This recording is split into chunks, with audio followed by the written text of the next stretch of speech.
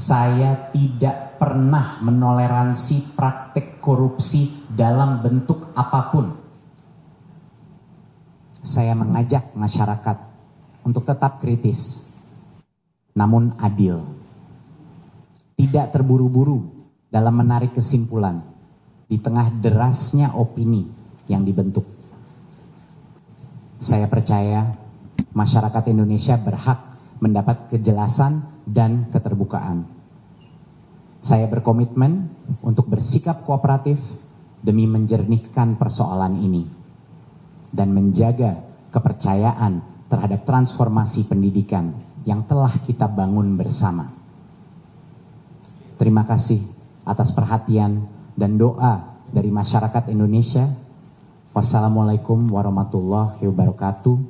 Om Shanti Shanti Shanti Om. Namo Buddhaya.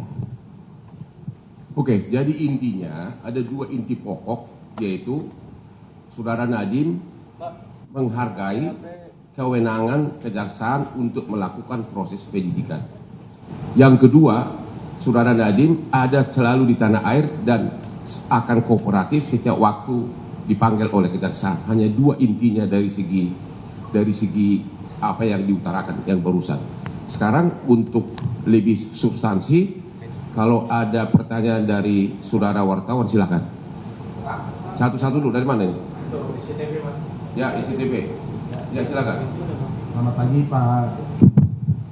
Perkenalkan saya Vito dari ICTV Indonesia. Selamat pagi, Pak Nadiem. Satu aja ya, langsung singkat. Oh iya, Pak Nadiem, ini terkait pemanggilan Kejaksaan Agung terhadap staf khususnya Pak Nadiem. Kan selama ini mereka 3 orang ini kan mangkir nih. Apakah ada komunikasi dengan Pak Nadiem? Demikian. Kalau itu kami jawab bahwa sepanjang menyangkut staf khusus itu tidak ada kaitannya langsung dengan Pak Nadiem dan tidak ada komunikasi. Ya. Saya Fedro dari Tempo, Mas izin menanyakan, kenapa waktu itu pengadaan laptopnya itu dipilih untuk menggunakan Chromebook dan bukan Windows? Dan yang kedua, apakah Mas sudah pernah dipanggil atau digeledah rumahnya? Itu aja. Oke, sebelum Pak Nadiem nanti menambahkan, perlu dijelaskan sebagai berikut. Bahwa sebelum periode beliau sebagai menteri, memang pernah ada penelitian khusus untuk 3T.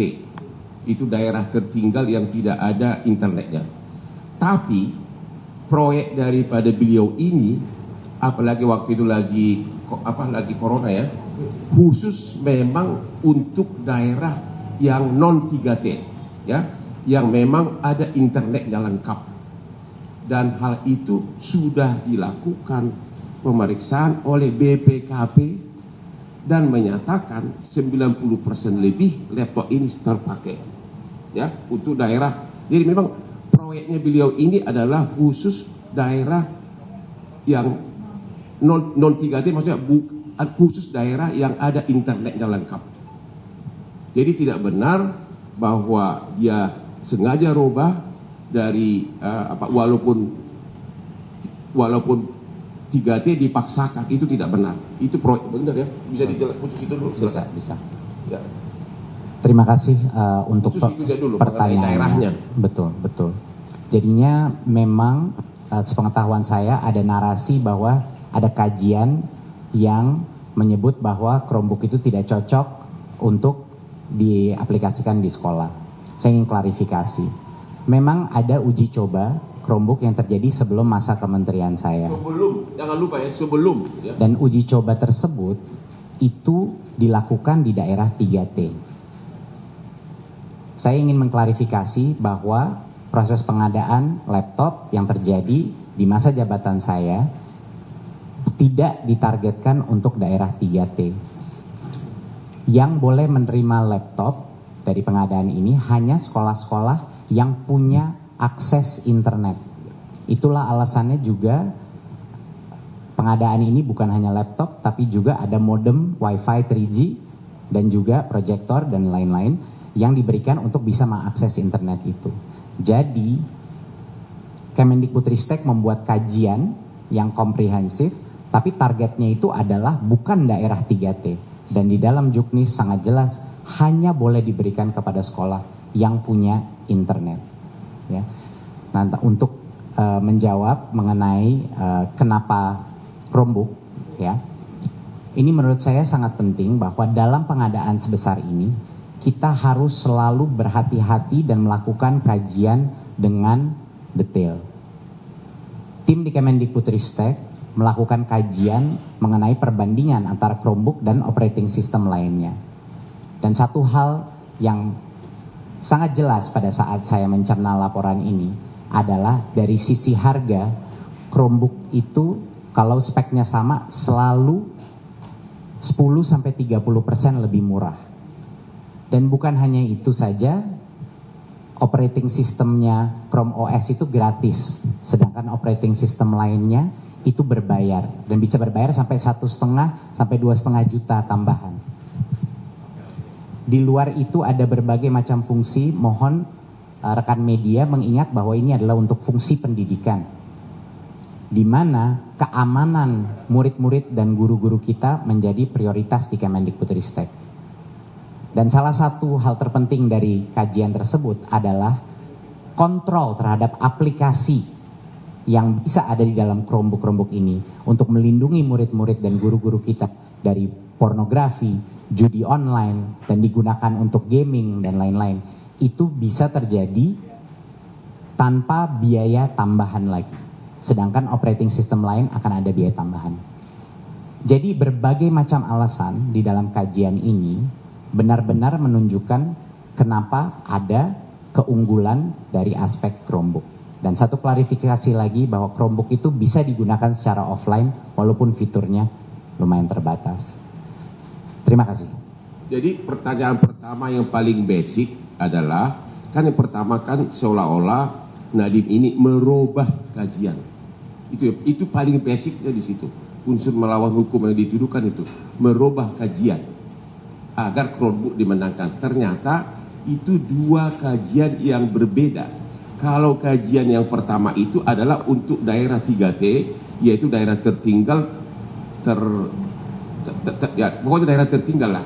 Itu ada dilakukan kajian itu sebelum beliau jadi menteri. Ya. Kenapa? Jadi yang mengatakan bahwa tidak cocok itu untuk daerah tertinggal itu memang tidak cocok, tapi kan proyek beliau ini bukan untuk daerah tertinggal. Kalau boleh saya klarifikasi, itu sebenarnya bukan dalam bentuk kajian tapi dalam bentuk uji coba Chromebook di daerah 3T sebelum masa saya menjabat. Sebelum, jangan lupa sebelum. Dan mungkin bisa saya tambahkan juga bahwa untuk daerah 3T di bawah masa jabatan saya ada program terpisah namanya Awan Penggerak, di mana kita membantu sekolah yang tidak punya koneksi internet. Awan Penggerak. Awan Penggerak. Dan itu Ya. Awan Penggerak. Ya. Dan itu adalah program di mana kita memberikan device khusus local cloud kepada sekolah-sekolah yang tidak punya internet. Jadi beda programnya dengan pengadaan Chromebook, di mana itu untuk mayoritas sekolah yang punya koneksi internet. Terima kasih. Udah jelas soal itu ya. Yang lain dulu.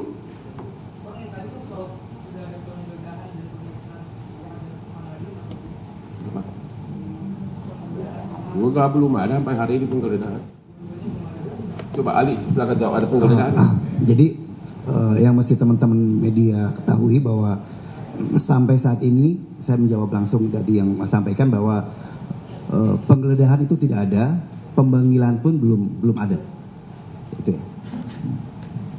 Untuk satu lagi yang itu kan yang pertama, ini kan apakah tuduhan korupsi.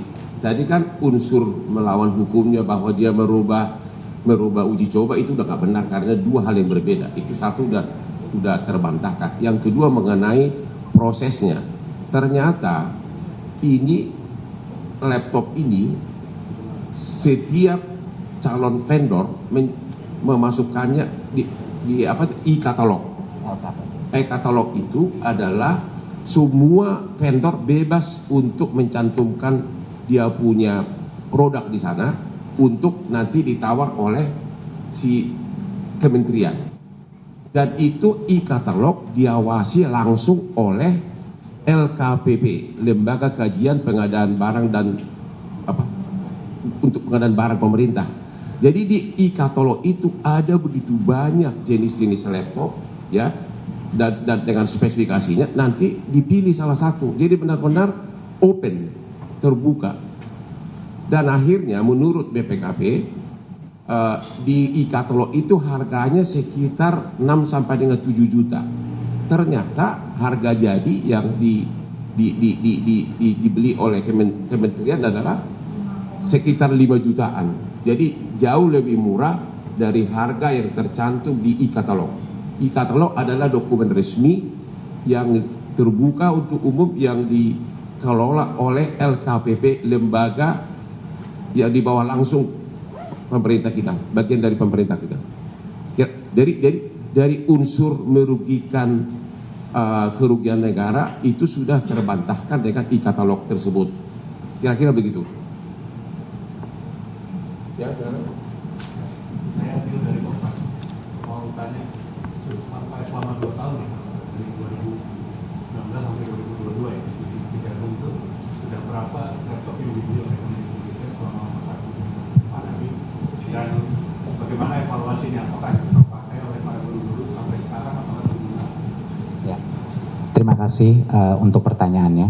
Seperti yang saya bilang tadi, total pengadaan itu sekitar 1,1 juta laptop, ya.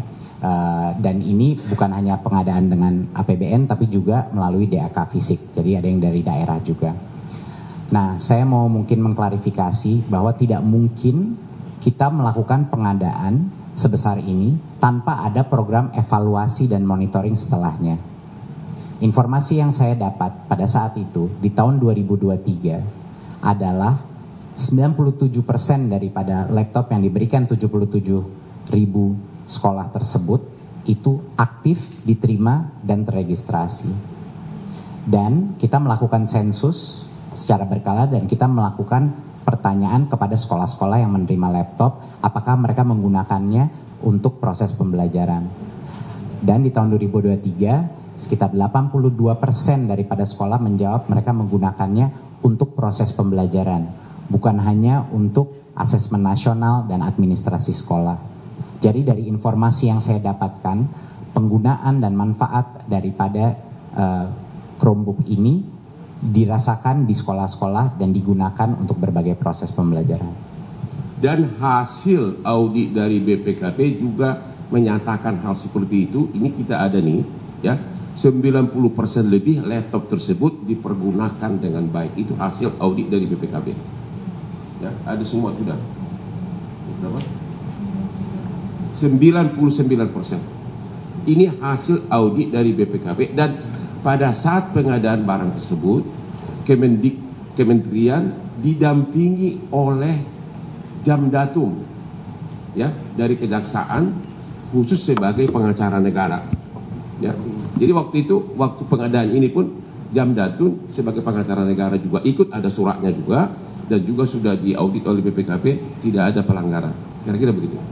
Jadi menjawab pertanyaan Anda, hampir 97% laptop tersebut